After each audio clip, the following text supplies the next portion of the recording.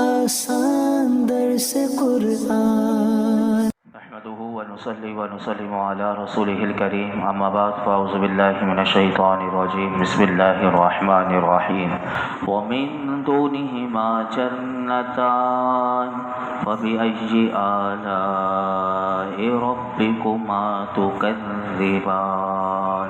اور ان کے علاوہ دو جنتیں اور ہیں تو تم دونوں اپنے رب کی کون کون سی نعمتوں کو جھٹلاؤ گے۔ جن دو جنتوں کا ذکر اوپر گزرا ان کے علاوہ دو جنتیں اور بھی ہیں، مگر یہ دونوں جنتیں ان پہلی جنتوں سے مرتبے، مقام اور فضیلت میں کم ہیں۔ حضرت ابو موسیٰ اشعری رضی اللہ تعالی عنہ سے روایت ہے کہ رسول اللہ صلی اللہ علیہ وسلم نے ارشاد فرمایا کہ دو جنتیں تو ایسی ہیں کہ جن کے برتن اور سامان چاندی کے ہیں، اور دو جنتیں ایسی ہیں کہ جن کے برتن اور سامان سونے کے ہیں۔ اسی طرح امام طحاق رحمۃ اللہ تعالی علیہ نے فرمایا کہ پہلی دو جنتیں سونے اور چاندی کی اور دوسری دو جنتیں یاقوت اور زبرجد کی ہیں۔ اسی طرح جن جنتوں کا اس آیت کریمہ میں بیان ہوا اس کے بارے میں ایک قول یہ بھی ہے کہ یہ دائیں جانب والے لوگوں کے لیے ہیں، کیونکہ ان کا مرتبہ ان لوگوں سے کم ہے کہ جو اللہ کی بارگاہ میں کھڑے ہونے سے ڈرتے ہیں۔ اور ایک قول اس کے بارے میں، اسی آیت کریمہ کے بارے میں یہ ہے کہ یہ دونوں جنتیں بھی اللہ کی بارگاہ میں کھڑے ہونے سے ڈرنے والوں کے لیے ہیں۔ پھر اللہ رب العالمین نے ارشاد فرمایا، اے جن و انسان کے گروہ، اللہ رب العالمین نے پہلے متقی لوگوں کے لیے دو جنتوں کا ذکر فرمایا اور اب ان کی فضیلت و کرامت میں اضافہ کرتے ہوئے دو اور جنتوں کا ذکر فرمایا، تو فرمایا کہ تم اپنے رب کے فضل و کرامت کا انکار کس طرح کر سکتے ہو؟ ہم اس کا اقرار کرتے ہیں، ہم انکار نہیں کرتے۔ تمام تعریفیں اللہ رب العالمین کے لیے ہیں۔ آگے ارشاد فرمایا مدہامتان فبأي آلاء ربكما تكذبان، وہ دونوں جنتیں نہایت سبز درختوں کی وجہ سے سیاہی کی جھلک دے رہی ہیں، تو تم دونوں اپنے رب کی کون کون سی نعمتوں کو جھٹلاؤ گے۔ پہلے دو جنتیں ان کے سارے اوصاف بتائے تھے، اب جو دو جنتیں ہیں ان کے اوصاف اختتام تک، سورت کے اختتام تک چلیں گے۔ سنیے کہ ان دو جنتوں کی اوصاف کیا ہیں۔ تو فرمایا کہ ان دو جنتوں کا وصف یہ ہے کہ ان کے درختوں کے پتے اتنے گرین ہیں، اتنے سبز ہیں کہ فرمایا کہ وہ سیاہی کی جھلک دے رہے ہیں، اور فرمایا کہ یہ انتہائی خوش نما رنگ ہے اور نور نظر کے لیے بہت مفید ہے۔ جیسے کہ ایک حدیث پاک ہے کہ حضرت جابر بن عبداللہ رضی اللہ تعالی عنہ سے روایت ہے کہ نبی اکرم صلی اللہ علیہ وسلم نے ارشاد فرمایا، سبز رنگ کی طرف دیکھنے سے بصارت میں اضافہ ہوتا ہے، یعنی گرین طرف جو رنگ ہوتا ہے اس طرف دیکھنے سے آنکھوں میں اس کی روشنی میں اضافہ ہوتا ہے۔ اللہ رب العالمین نے ارشاد فرمایا، اے جن اور انسان کے گروہ، اللہ رب العالمین نے تمہارے لیے سبز جنتیں بنائی، کیونکہ سبز رنگ کی طرف دیکھنے سے بصارت میں اضافہ ہوتا ہے، تو تم اس کی وحدانیت کا انکار کس طرح کر سکتے ہو؟ ہم انکار نہیں کرتے، ہم اس کا اقرار کرتے ہیں کہ اللہ وحدہ لا شریک ہے، اس کے سوا کوئی عبادت کے لائق نہیں۔ اللہ رب العالمین کے لیے تمام تعریفیں ہیں۔ آگے ارشاد فرمایا، فیہما عینان نضاختان فبأي آلاء ربكما تكذبان، ان میں دو چھلکتے ہوئے چشمے ہیں، تو تم دونوں اپنے رب کی کون کون سی نعمتوں کو جھٹلاؤ گے۔ اللہ رب العالمین نے اس جنت میں دو پانی کے چھلکتے ہوئے دو چشمے ہیں، اس کا ذکر کیا کہ جن کا پانی ٹوٹتا نہیں۔ یہ کیسا پانی ہے؟ تو اس کی تفسیر کرتے ہوئے حضرت عبداللہ بن عباس رضی اللہ عنہما اس آیت کی تفسیر میں فرماتے ہیں کہ ان دونوں جنتوں میں اہل جنت پر خیر و برکت کے ساتھ پانی کے دو چھلکتے ہوئے چشمے ہیں۔ اور حضرت عبداللہ بن مسعود رضی اللہ تعالیٰ اسی آیت کریمہ کی تفسیر کرتے ہوئے آپ فرماتے ہیں کہ ان دونوں جنتوں میں اللہ رب العالمین کے پیاروں پر مشک اور کافور خوشبو کے ساتھ پانی کے دو چھلکتے ہوئے چشمے ہیں۔ اور حضرت انس بن مالک رضی اللہ تعالیٰ عنہ آپ اسی آیت کریمہ کے تحت فرماتے ہیں کہ اہل جنت کے گھروں میں مشک اور عنبر کی خوشبو کے ساتھ پانی کے دو چھلکتے ہوئے چشمے ہیں، یہ میرے رب کی جنت ہے۔ اللہ رب العالمین نے ارشاد فرمایا، اے جن اور انسان کے گروہ، تم میں سے نیک اعمال کرنے والوں کو ایسا عظیم ثواب عطا کر کے اللہ تعالیٰ نے تم پر انعام کیا، تو تم دونوں اپنے رب کی کون کون سی نعمتوں کو جھٹلاؤ گے؟ وَلَا بِشَيْءٍ مِّن نِّعَمِكَ رَبَّنَا نُكَذِّبُ فَلَكَ الْحَمْدُ۔ آگے ارشاد فرمایا، فِيهِمَا فَاكِهَةٌ وَنَخْلٌ وَرُمَّانٌ فَبِأَيِّ آلَاءِ رَبِّكُمَا تُكَذِّبَانِ۔ ان جنتوں میں میوے اور کھجوریں اور انار ہے، تو تم دونوں اپنے رب کی کون کون سی نعمتوں کو جھٹلاؤ گے؟ اللہ رب العالمین نے اس جنت میں کیا کیا ہے فرمایا، جنت میں ہر طرح کا میوے ہوں گے۔ کھجور اور انار اگرچہ میوے میں داخل ہے، لیکن ان کی فضیلت اور شرف کی وجہ سے بطور خاص ان کا نام لے کر ذکر کیا کہ وہاں کھجوریں بھی ہیں اور انار بھی ہیں۔ اس حوالے سے حدیث پاک بھی ملتی ہیں، سنیے کیا فرمایا کھجور کے بارے میں اور انار کے بارے میں میرے آقا کیا فرماتے ہیں، سنیے۔ بخاری شریف میں حدیث پاک موجود ہے، حضرت عبداللہ بن عمر رضی اللہ عنہما فرماتے ہیں کہ نبی کریم صلی اللہ علیہ وسلم نے ارشاد فرمایا، درختوں میں ایک ایسا بھی ہے کہ جس کے پتے نہیں گرتے، اور اس کی مثال ایک مسلمان جیسی ہے، مجھے بتاؤ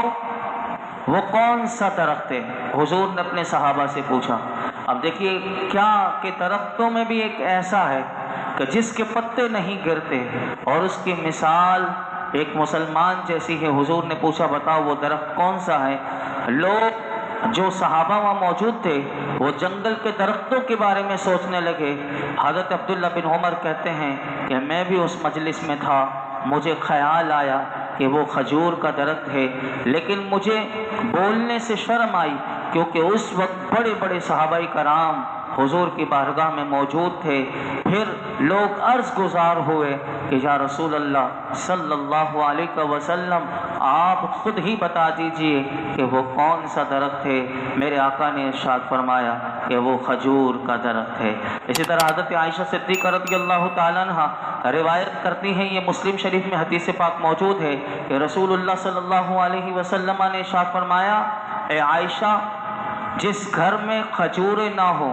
وہ لوگ بھوکے ہیں۔ اے عائشہ، جس گھر میں کھجوریں نہ ہو وہ لوگ بھوکے ہیں۔ اور آپ نے یہ کلمات 2 یا 3 مرتبہ ارشاد فرمائے، یعنی کھجور کی کتنی برکت ہے کہ گھر میں ہو تو انسان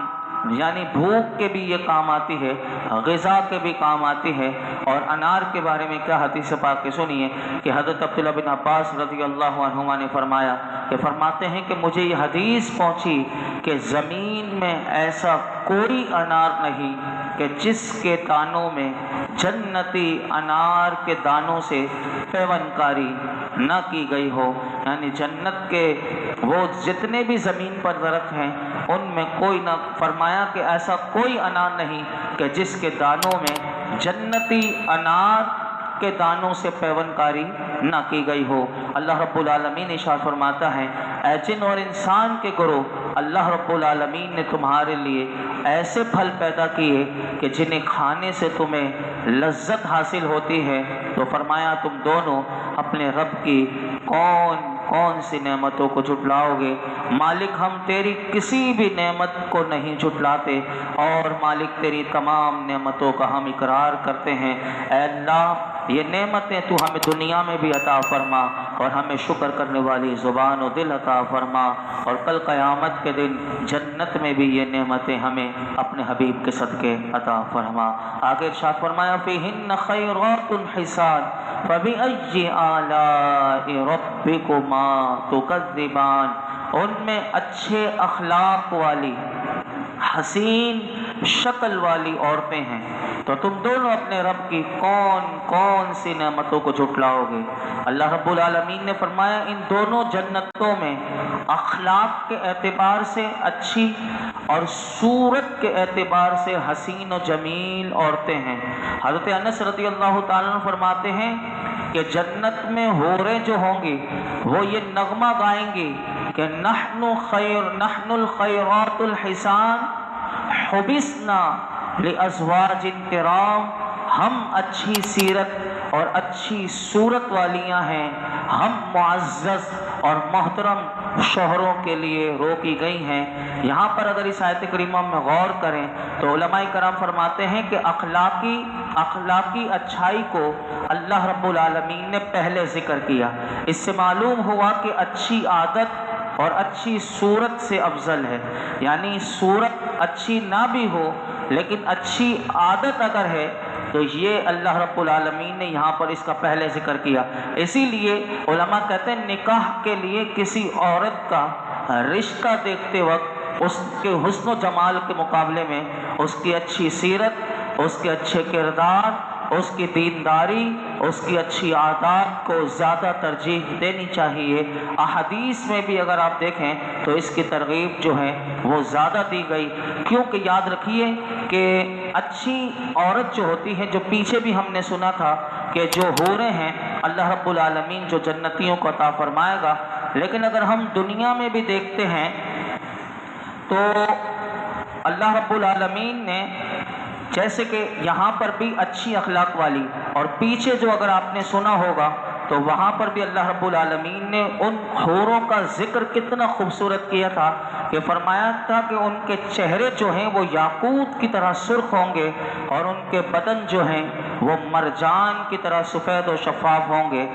تو علماء کہتے ہیں کہ ذرا اگر ہم غور کریں تو یہاں سے یہ بات سمجھ میں آتی ہے کہ قرآن کریم ظاہری حسن و جمال کو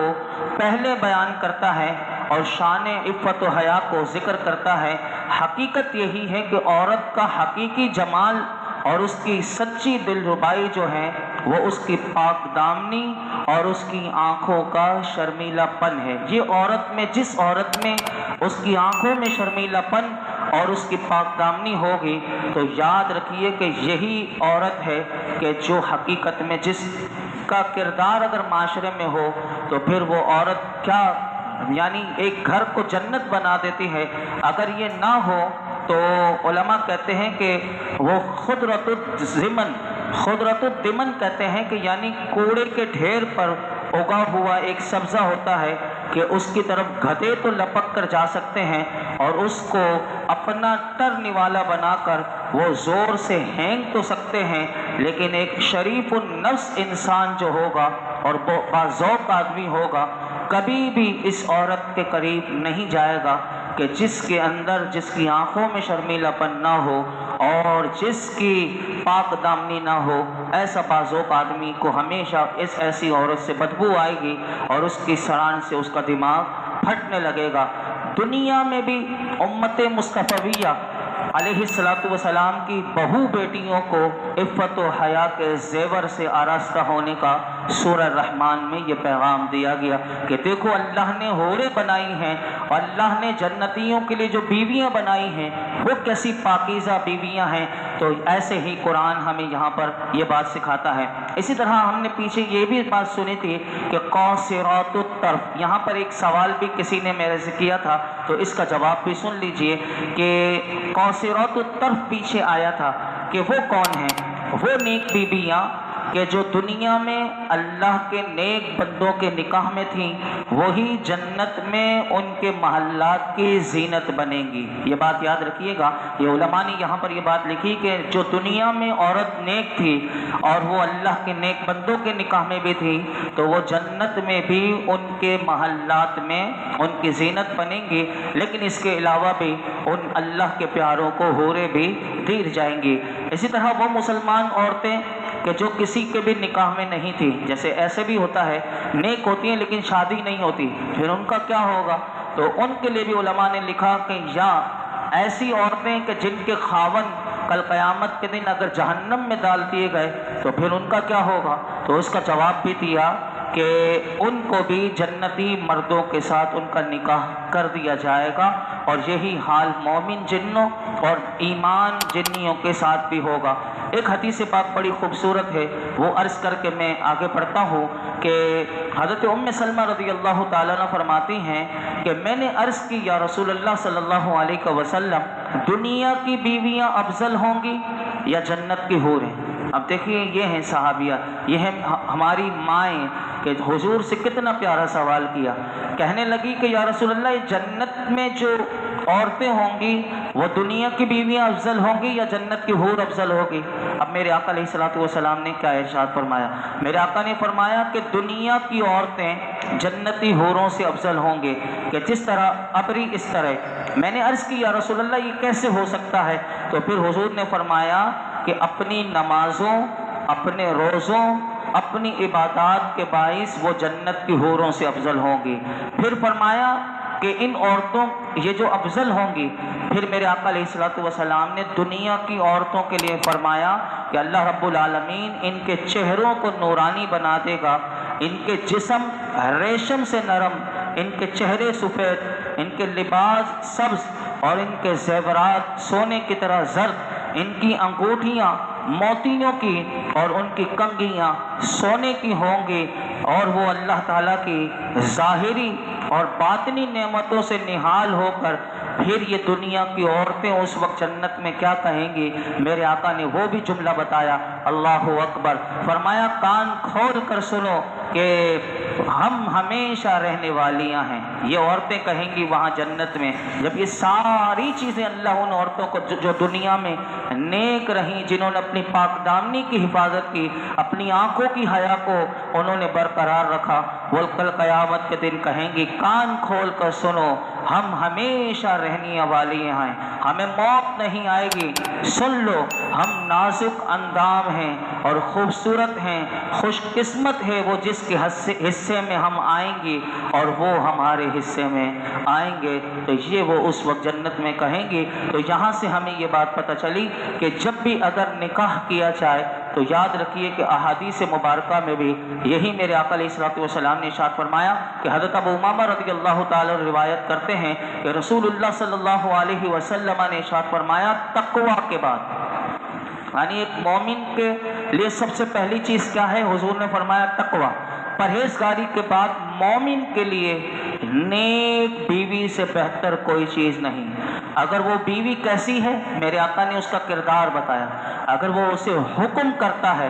تو وہ فرما برداری کرتی ہے، اور اسے وہ دیکھے تو وہ عورت اسے خوش کر دیتی ہے، اور اس عورت پر قسم کھا بیٹھے تو وہ سچی کر دیتی ہے، اور اگر اس کا شوہر کہیں چلا جائے تو اپنے نفس کی اور شوہر کے مال میں بھلائی کرتی ہے، یعنی اس میں خیانت نہیں کرتی اور نہ ہی اسے ضائع کرتی ہے۔ یہ ہے سچی، ایسی عورت سے نکاح کرنا چاہیے۔ اسی طرح میرے آقا علیہ الصلوۃ والسلام نے بڑی خوبصورت بات کہی، آج کیونکہ میں نے کہا تھا انشاءاللہ اسے پوری کریں گے، لیکن انشاءاللہ پیر والے دن مکمل بھی ہو جائے گی، اور سورہ واقعہ کو بھی ہم آگے اسٹارٹ کریں گے انشاءاللہ اللہ کے فضل سے، اللہ کی توفیق سے۔ ایک حدیث پاک بیان کر کے میں اپنی گفتگو سمیٹتا ہوں۔ حضرت انس بن مالک رضی اللہ تعالیٰ عنہ سے روایت ہے کہ رسول اللہ صلی اللہ علیہ وسلم نے ارشاد فرمایا جو کسی عورت سے اس کی عزت کی وجہ سے نکاح کرے گا اللہ اس کی ذلت میں اضافہ کرے گا، جو کسی عورت سے اس کے مال کے سبب، یعنی وہ مالدار عورت ہے، اس وجہ سے اس سے نکاح کرے گا، اللہ رب العالمین میرے آقا فرماتے ہیں اس کی محتاجی میں بڑھا دے گا، اور فرمایا جو کسی عورت سے اس کے حسب اور نسب کی بنا پر نکاح کرے گا اللہ تعالیٰ اس کے کمینے پن میں اضافہ کرے گا،